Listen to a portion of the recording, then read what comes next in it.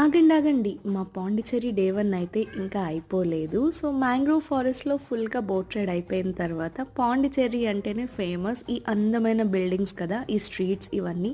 So, దానికోసం మేమైతే ఈ వైట్ టౌన్ ఫ్రెంచ్ కాలనీకి వచ్చాము. ప్రతి ఇల్లు ఒక ఫోటో స్పాటే. అక్కడి నుంచి పక్కనే మీకు ఈ వన్ వే ఈ దారిలో అంతా కూడా మనకి పాండి మెరీనా బీచ్ ఉంటుంది. దాని పక్కనే చూసారు కదా! ఈ క్రాఫ్ట్ బజార్ అయితే ఉంటుంది. అక్కడక్కడే అన్నీ ఉంటాయి.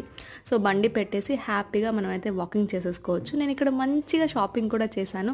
అవేం షాప్ చేసానో నేను మీకు ముందు ముందు చెప్తాను. అది అయిపోగానే మేము ఈ హోటల్ కార్తిక్‌కి వెళ్ళాము. చెన్నై అంటేనే సాంబార్ కదా! సో, సాంబార్ తినకుండా ఎలా వస్తాము?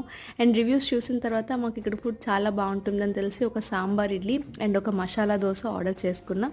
అది అయిపోగానే మేము ఈ కాజీ పబ్‌కి వెళ్ళి ఫుల్‌గా ఎంజాయ్ చేసేసి మా డే 1 అయితే ఎండ్ చేసేసాము. Subscribe for more.